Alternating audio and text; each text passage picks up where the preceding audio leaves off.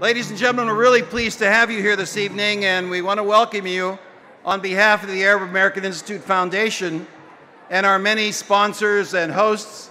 And of course, the names of our sponsors and hosts are both in the book and flashing on the screen. So I appreciate the fact that you're now quieting down since you've all seen each other. So let's quiet down. Ladies and gentlemen, thank you. Thank you.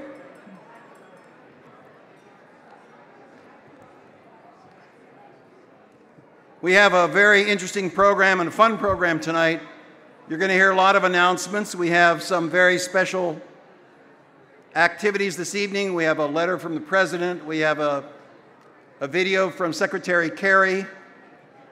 We have some very interesting awardees. As you know, some of the best friends of the Arab American community are here tonight, including, of course, Ray LaHood and Senator Sununu and Senator Mitchell. So we have an incredible lineup tonight, and I know the best part of the Gibran event is seeing all of your friends.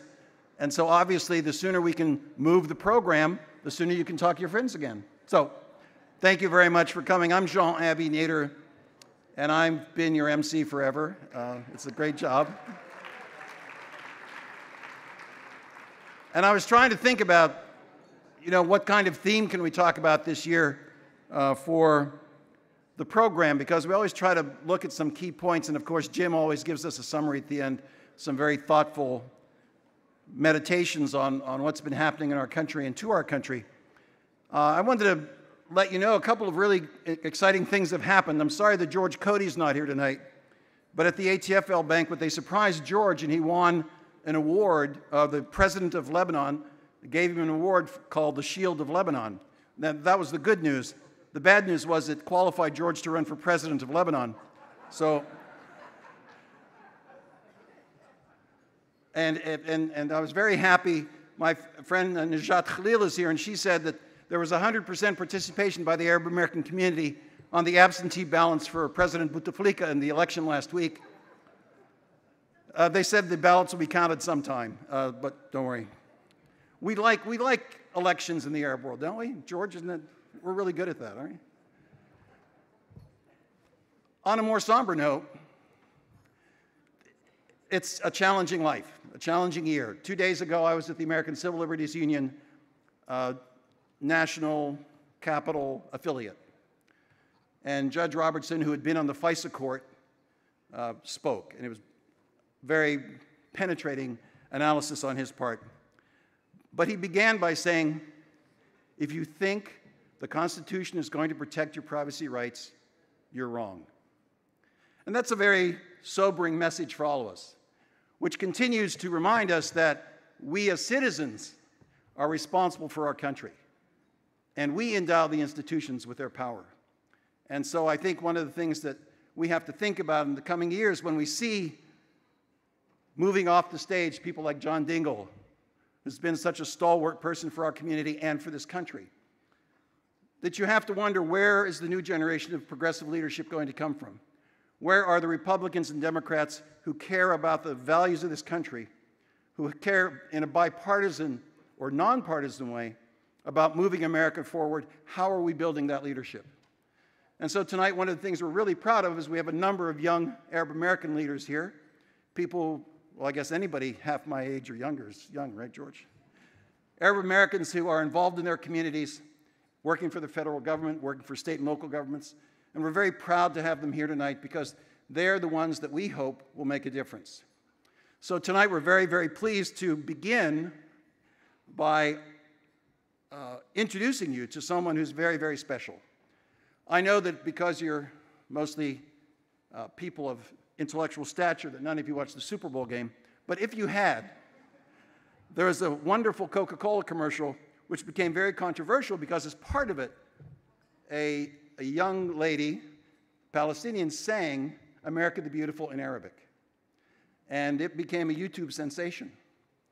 And it really made an impact on our community and outside the community, because anytime anything happens that's Arab and Muslim, It gives us the opportunity to talk about our people and the role we've played in this country. So we're very pleased tonight that that young lady, as you can see coming up, Miss Naya Salah is here, and her parents coached me on how to say Salah. Okay, so I got that right. Did I get that right, parents? Thank you. Okay. And she'll be accompanied by Valentina Shahdi, and they will do America the Beautiful, and then she'll also be with us later in the program. But first, I'd like you to watch this quick 30-second video about Naya and the program that she did to Coca-Cola.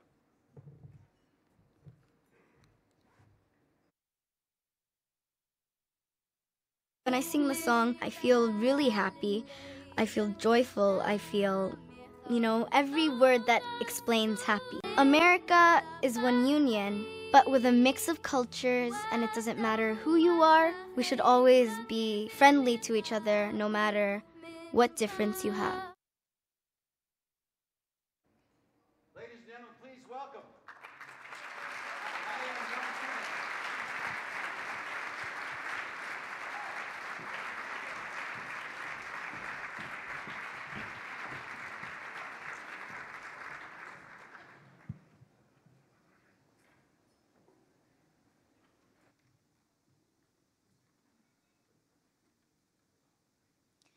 يا جميلة بسماء واسعة وأمواج القمح الذهبية لجبال الليل كل شامخة فوق السهول الزاخية أمريكا أمريكا أنعم عليك الله وتوج خيرك بلقاء من بحر إلى بحر وتوج خيرك بلقاء من بحر إلى بحر.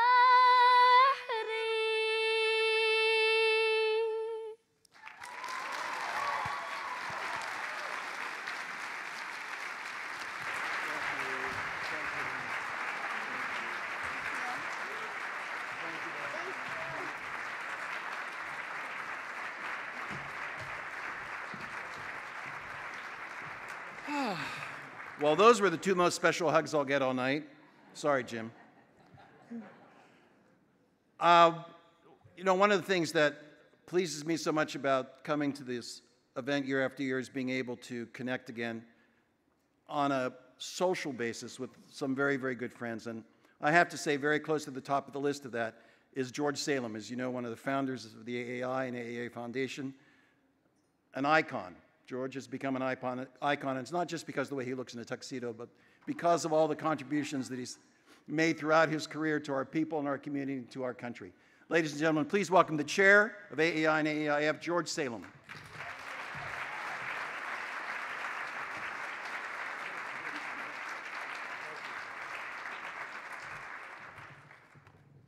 Thank you, Jean. You now see why we keep him as MC every year. From the President.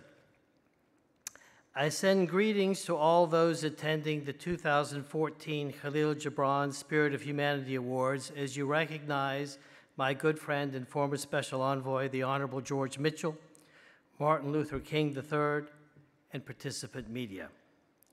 Throughout our history, Arab Americans have made significant contributions as leaders in all sectors of our economy, every aspect of our culture, and all levels of our government. Today, our country continues to be strengthened by the service of individuals gathered for this occasion, including Dr. James Zogby, whom it is my pleasure to appoint to the United States Commission on International Religious Freedom last year. The Arab American Institute celebrates the special place the Arab American community holds in our nation's history. Through outreach and research, Organizations like yours remind us that American is at our best when we harness the talents of all our people, no matter where we come from, what we look like, or how we pray. Many of you have worked extensively on issues ranging from healthcare and immigration reform to civil rights and challenges faced by the countries in the Middle East. While together we make our mark on healthcare reform, the fight is not over on immigration reform and other issues around which we remain joined in common purpose.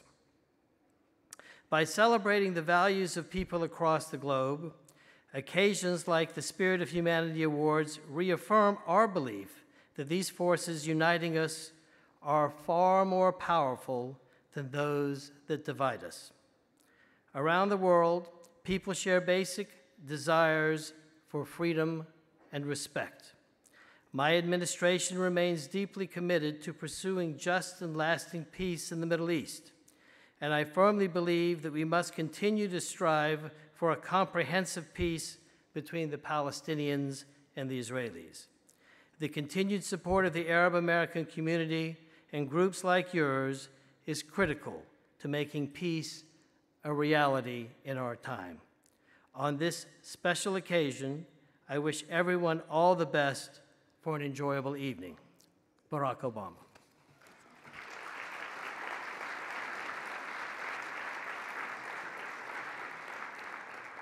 And now we have a video filmed earlier today by the Secretary of State, who was, as you can imagine, called on another overseas trip and is traveling and couldn't be with us this evening, but he wanted to send a special message.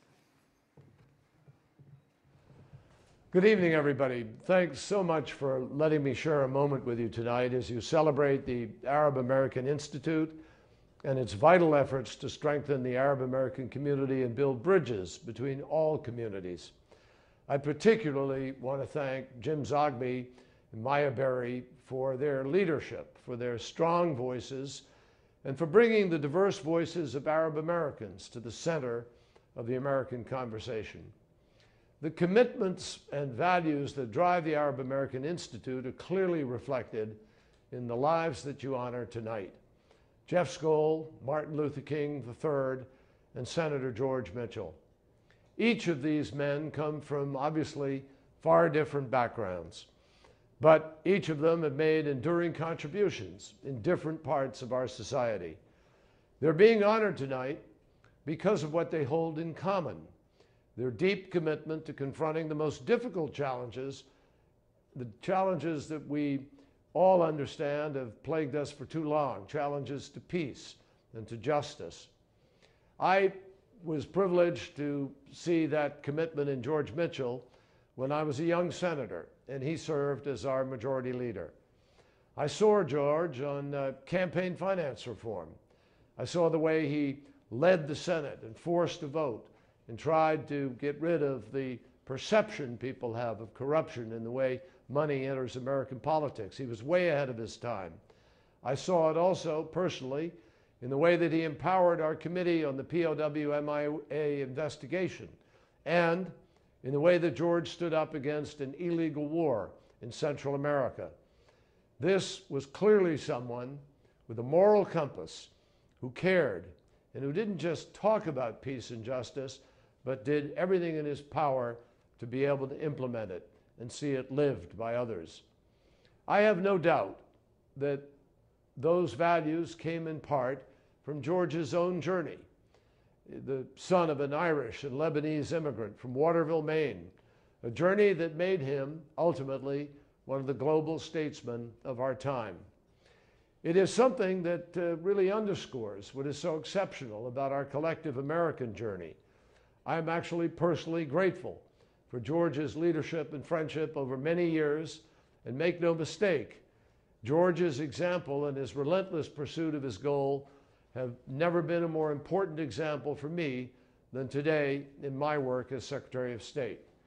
You all remember that when people across the world said again and again that the people of Ireland could not put their painful past behind them, that the Irish people would not make the painful choices to find peace, to make it possible, George was absolutely undaunted. In fact, George said, there is no such thing as a conflict that can't be ended. And of course, he's described his historic work in Ireland as 700 days of failure and 1 day of success. Those lessons are incredibly important when it comes to the challenge of peace between Israelis and Palestinians, and especially in this moment of challenge. There are plenty of people, and probably some of you tonight who may not agree, but I remain undaunted.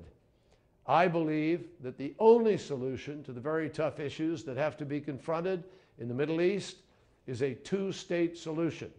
And I am convinced that while they may be in a moment of confrontation today, the fact is they will ultimately have to resolve these differences between them. There is only a two-state solution. We have done as much as I think one can to flesh out the critical issues. How you deal with Jerusalem, the questions of how you deal with refugees, security for Israel, security for the Palestinians, and how you deal with the issue of territory, mutual recognition.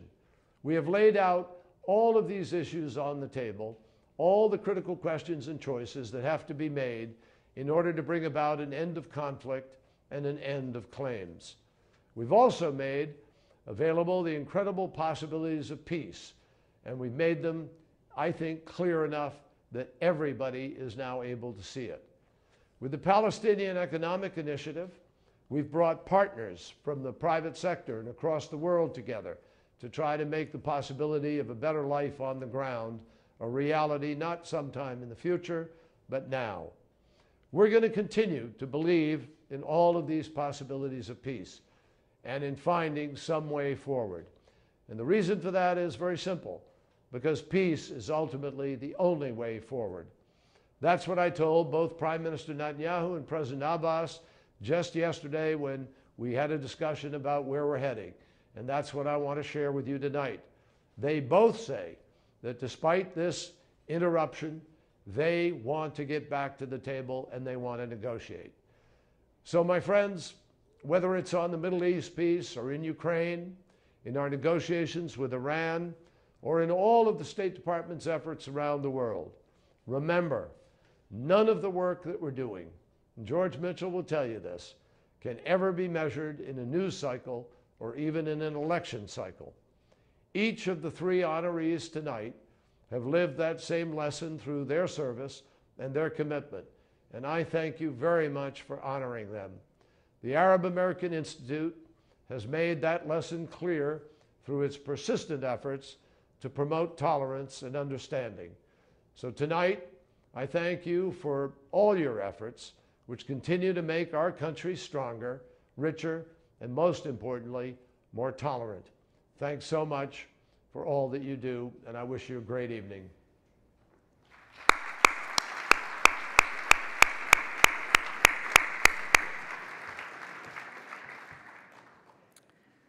When we created the Arab American Institute in 1985, our core mission was the mainstreaming of Arab Americans in the political process and creating conditions whereby Arab Americans could openly and visibly participate in the political process while acknowledging their ethnicity with pride.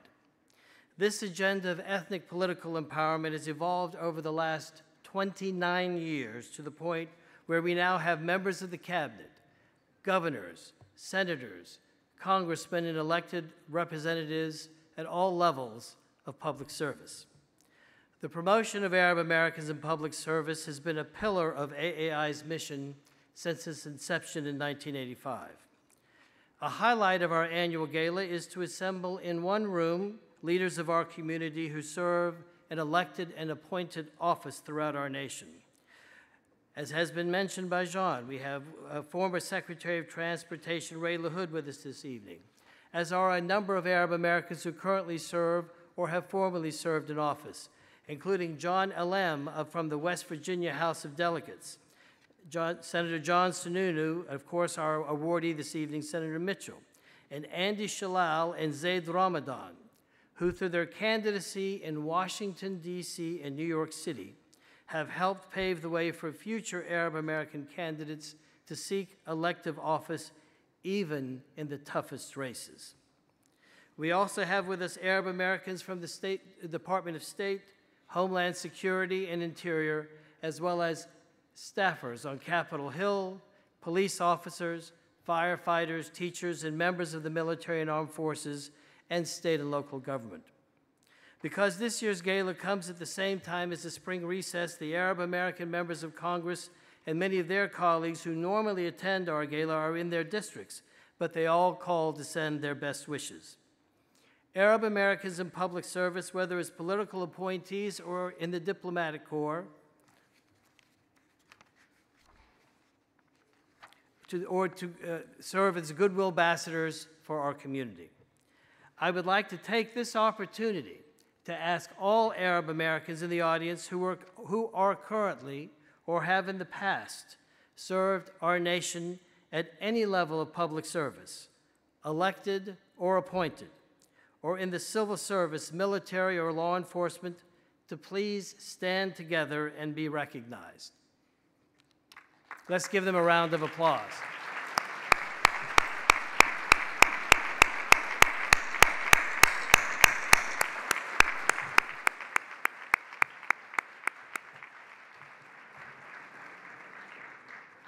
Thank you for your service to our nation and to our community. We are also honored this evening to welcome several members of the diplomatic corps, including Ambassador Mohammed Al-Husseini Al-Sharif of the League of Arab States and Ambassador Luqman Fa'ali of Iraq, as well as representatives of several of the embassies in Washington. Sincerest thanks to our sponsors, benefactors, and members of our Gala Host Committee. They're listed in your programs and on the screens throughout the evening.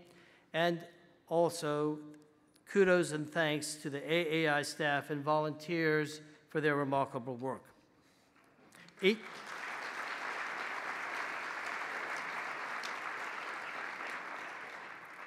Each of our honorees this evening deserves our greatest recognition and respect. Congratulations to each of these incredible individuals and institutions. A special mention, if I may, about our next two speakers, Ray LaHood and George Mitchell. I have the distinct privilege, indeed the honor, of working with each of these outstanding men at our mutual law firm, DLA Piper. Each exemplifies the very best that our nation has to offer. Their service to our nation on a multitude of issues is remarkable and serves as a role model which each of us should strive to emulate.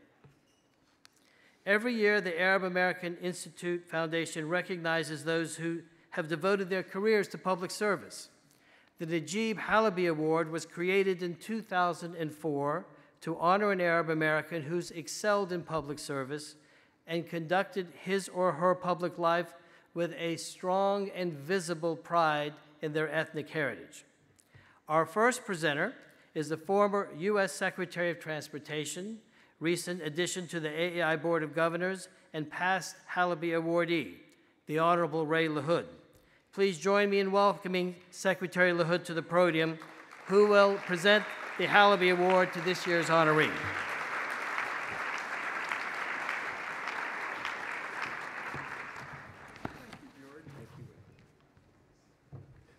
Well, good evening, everyone. Thank you all so much for participating and contributing and making the evening the success that it is and always has been. I want to say a special word of thanks to Jim Zogby, someone like all of you who I admire very much because he is so smart and so dedicated and so committed and has been for decades, and AEI would not be what it is without his extraordinary leadership. And where are you at, Jim? Stand up. Let's recognize Jim Zogby.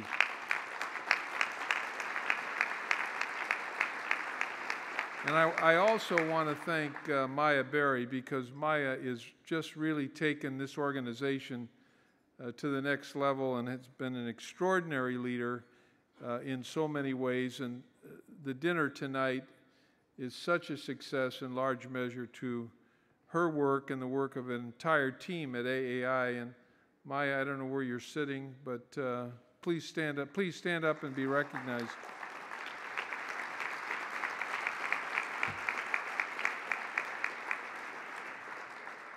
I was in Detroit, maybe not last weekend, but a couple weekends ago for the Access Dinner.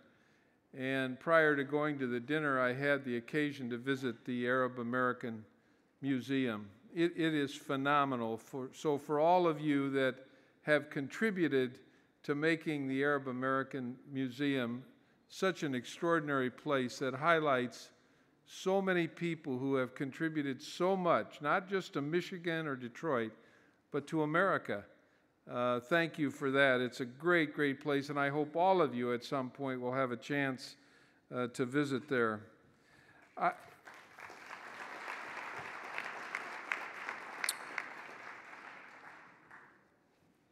I can think of no one more worthy to receive the Najib Halaby Award than George Mitchell.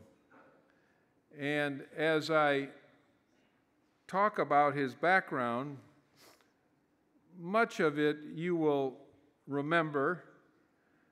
At the end, I'm going to talk about what I think are the two most important assignments that Senator Mitchell carried out that makes him most deserving of this award and a person who truly will go down in the history of our country as a peacemaker. Senator Mitchell is one of the finest human beings that I've ever known. He was born in Maine and was indicated earlier, his father was Irish and his mother was Lebanese. And they raised George Mitchell in a Lebanese family, although I think there was probably a touch of Irish in there somewhere. But his parents, like many of our parents and grandparents, came here to America with the idea that hard work and playing by the rules will get you everywhere. Senator Mitchell was raised as a Maronite Catholic.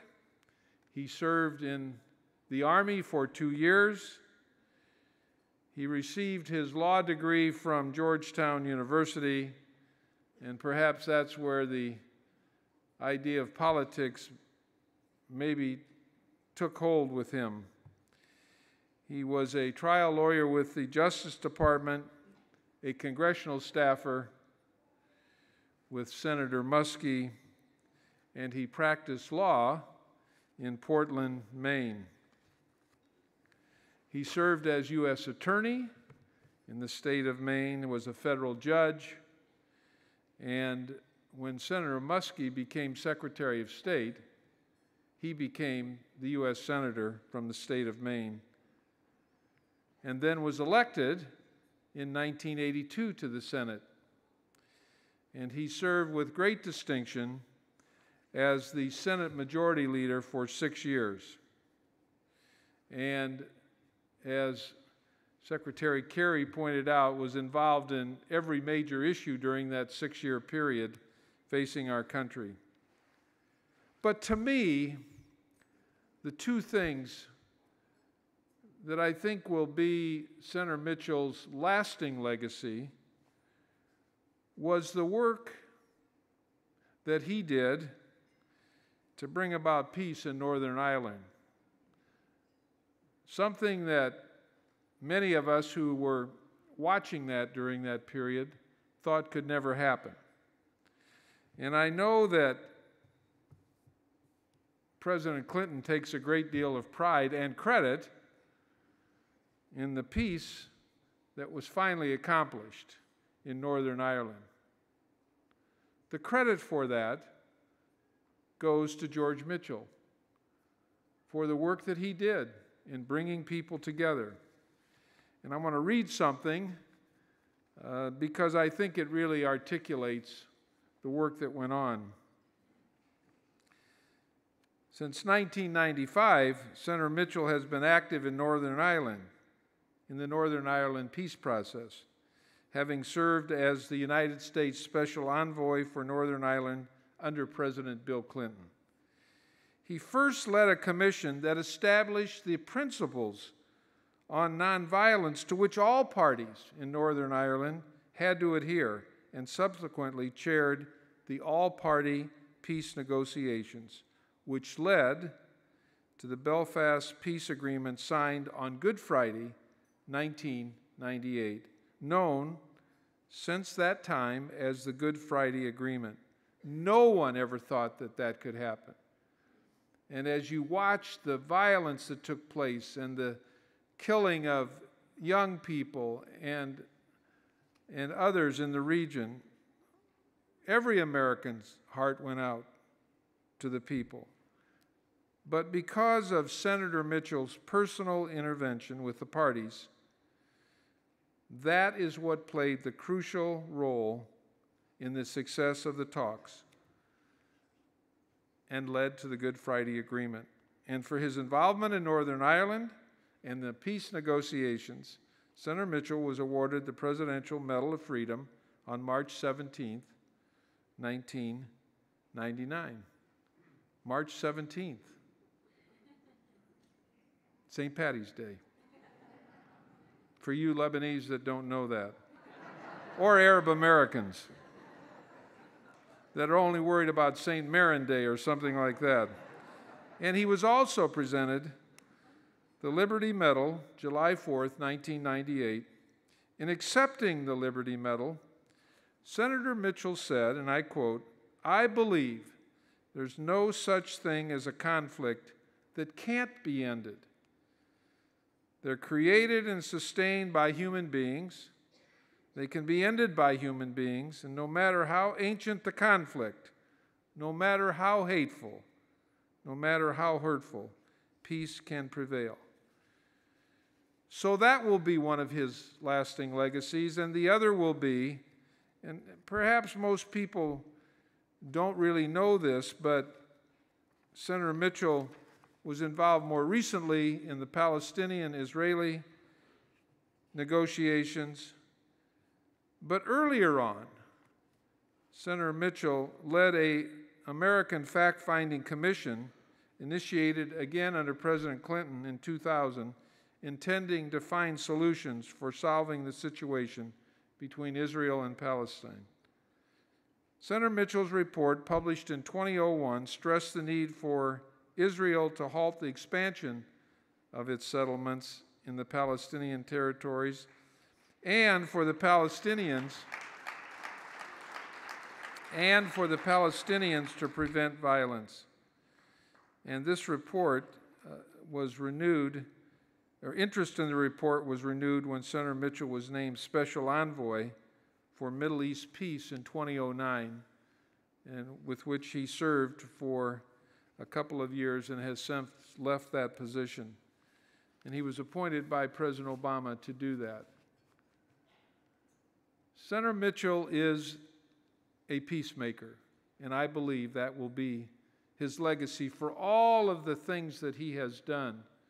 An outstanding law career, an outstanding member of the United States Senate, an outstanding lawyer, federal judge. But for all of that, he took time to make peace in Northern Ireland. And I believe that will be his lasting legacy. And that's why I say I think of no one who is more deserving of the Najib Halaby Award than Senator George Mitchell. Senator, please come forward.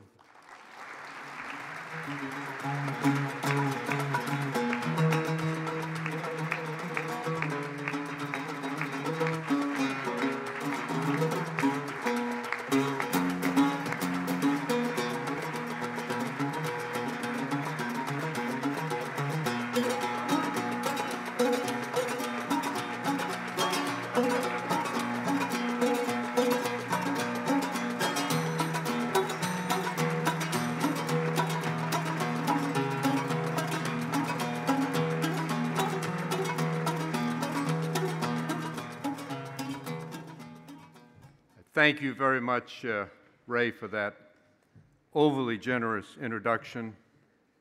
My thanks to George Salem, Jim Zogby, all of the members of the Arab American Institute for this honor, for which I'm deeply grateful. I speak quite often, so for me, the highlight of the evening is the introduction.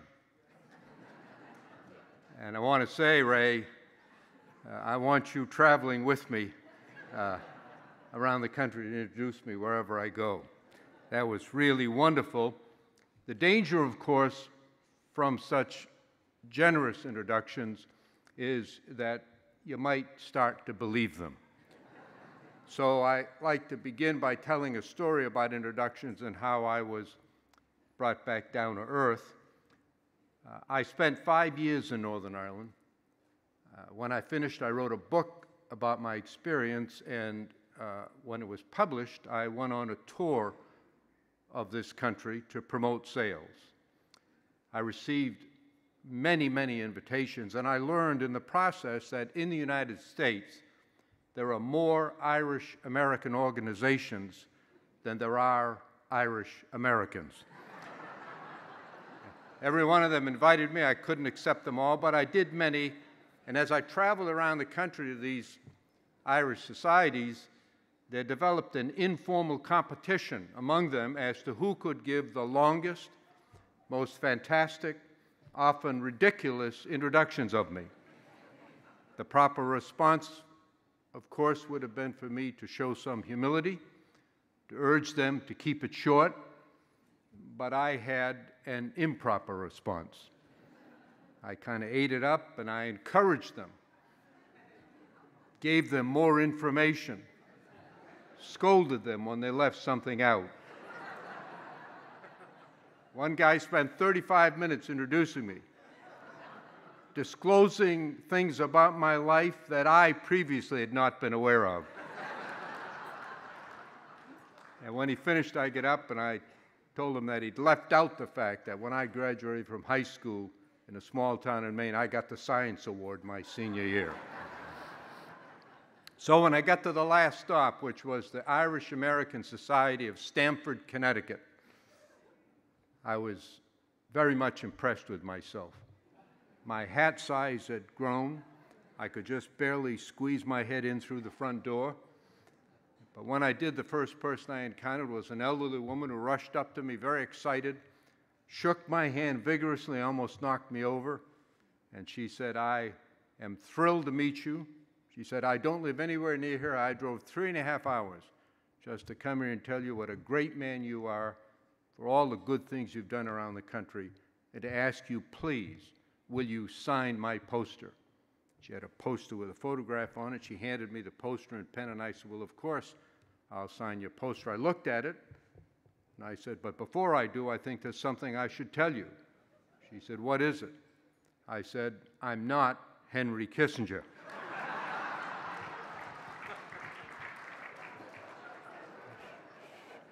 She reacted badly.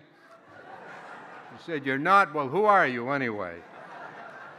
When I told her, she said, "Well, that's terrible." She said, "I drove 3.5 hours to meet a great man named Henry Kissinger, and all I've got is a nobody like you." I said, "Well, I'm sorry you feel so bad. I wish there's something I could do to make you feel better." She said, "There is." I said, "Well, what is it?" And she leaned forward. I leaned forward. Our foreheads were touching. She said in a conspiratorial voice, "Nobody will ever know the difference."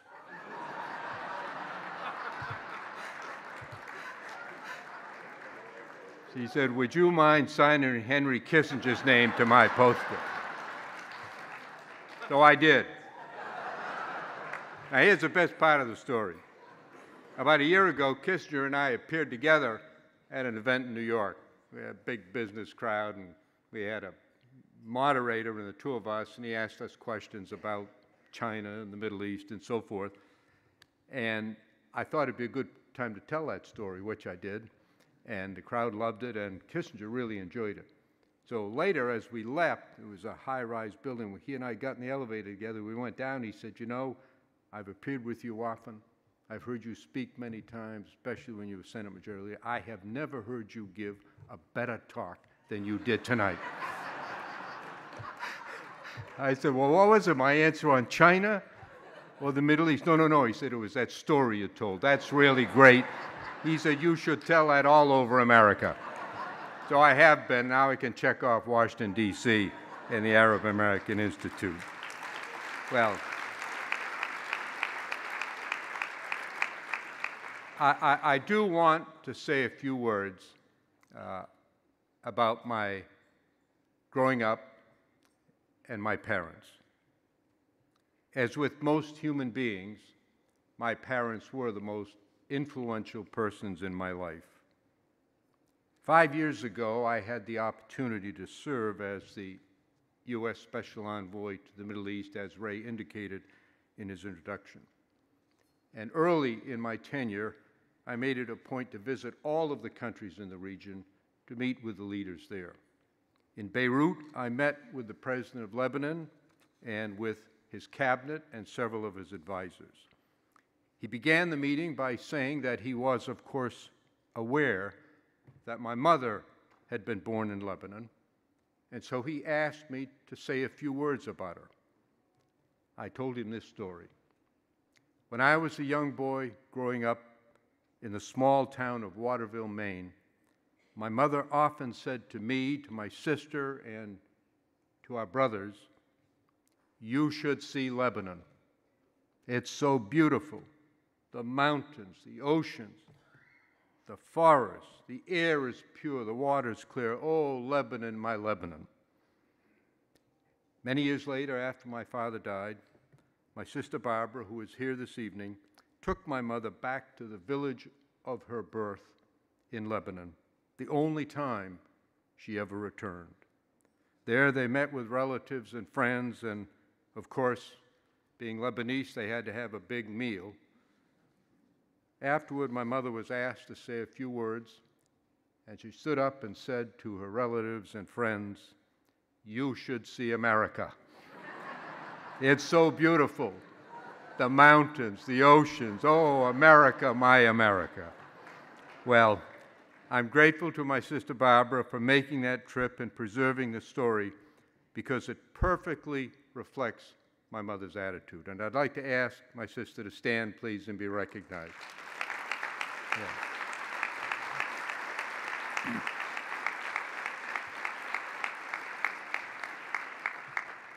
That story reflects my mother because she saw the best in everyone and everything. She never let on that she had a very hard life, because she found meaning and purpose in her faith and in her family. She was born Minta Hassad in a small village in the mountains of Lebanon. In 1920, when she was 18 years old, she came to America. She had never before left Lebanon. She could not read, speak, or understand a word of English. She moved in with her sister and brother-in-law in Waterville, and there she soon learned the trade that she would work at for the rest of her life, a weaver in a textile mill. And for nearly 5 decades, her entire working life, she worked the night shift in a textile mill from 11 o'clock in the morning, in the evening, until 7 o'clock in the morning. She did it so her children would never have to. My father was born in Boston, the youngest son of Irish immigrants. He never knew his parents, and he was raised in an orphanage. He was later adopted by an elderly, childless couple, John and Mary Mitchell. They had been born in Lebanon, emigrated first to Egypt, where they lived in Alexandria for 10 years, and then they came to the United States. So my father was raised in a Lebanese household, and he soon learned Arabic and spoke it fluently. But his childhood was very short. He left school after the 4th grade to begin a long life of hard work and low wages, ending up as a janitor at a local school. When she arrived in this country, my mother moved in with her sister and brother-in-law who lived on the same street as the Mitchells. And soon, my parents met, fell in love, and married. Despite the strenuous demands of working all night in a textile mill, my mother was always home in time to get us off to school, 5 children, and ready with supper when we got home. After putting us to bed in the evening, she left for work. She slept only briefly every day, but to us she seemed tireless, strong, energetic, full of life, full of love. She often must have been exhausted, and surely she must have complained in private, but never to us or in our presence. To us, she was always there, always strong, always ready, always supportive, always loving. My parents knew little of history or political science, but they understood the meaning of America. They conveyed their values to their children not by words, because neither was eloquent, but by example. Though it was not often expressed orally, their message was clear, their values simple and universal in reach. Faith, family, country, work. My mother's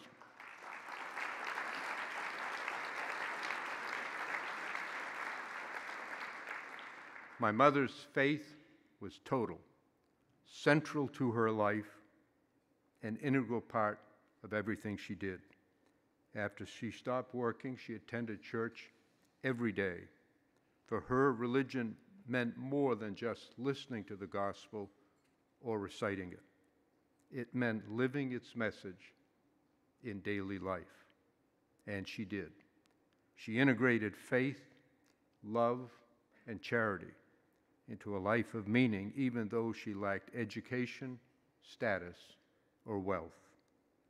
My parents' commitment to their children was total and unwavering. Their goal was to see that all of their children graduated from college, and we all did. My mother was, by far, the most influential and impressive person in my life. More than anyone or anything else, she is responsible for who I am and what I've done. What I like best about telling this story is that I know that many, many of you, perhaps most here tonight, are much the same. Family history's much the same. Parents who sacrificed for you. And you have pride in our heritage and love of America. And I think that we all believe in the American dream because we've lived it. To me, there are many lessons from my mother's life.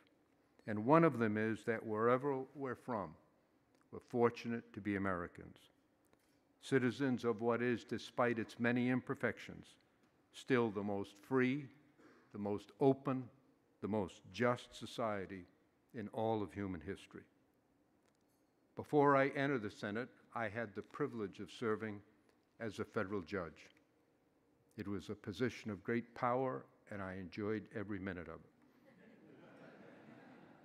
But what I most enjoyed was when I presided over what are called naturalization ceremonies.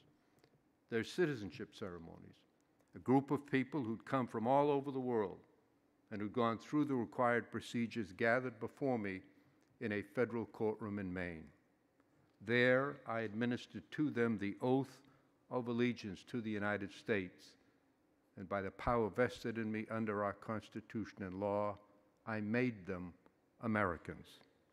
It was always very emotional for me because of my parents' history, but it was because of my parents' efforts and because of the openness of American society that I, their son, was able to get an education and go on to become the majority leader of the United States Senate. After every ceremony, I made it a point to speak to each of the new Americans, individually and in family groups. I asked them why they came, how they came. Their answers were all inspiring. Many of us here are Americans by an accident of birth. Most of them are Americans by an act of free will, often at great risk to themselves and their families. Although the answers were as different as their countries of origin, from them there were common themes. And they were best summarized by a young Asian man who, when I asked why he came, he answered in slow and halting English, "I came because in America, everybody has a chance." Think about the fact that a young man who had been an American for 10 minutes, who could barely speak English, was able to sum up the meaning of our country in a single sentence. America is freedom and opportunity, a society in which no one should be guaranteed success, but everyone should have a fair chance to succeed. Of course, we all know that opportunity for everyone remains an aspiration, not a reality. And our task as Americans, who have gotten all of the benefits we've received from this country, is to do all we can to make that aspiration a reality. And for me, that means trying each day in every way I can to make it possible for every child born in America to have the same chance in life that I had.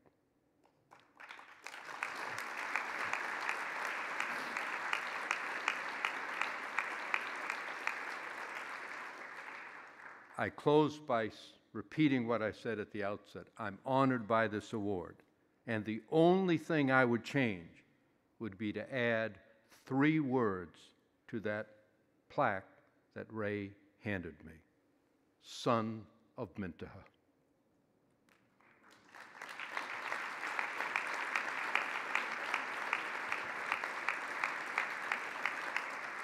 Thank you.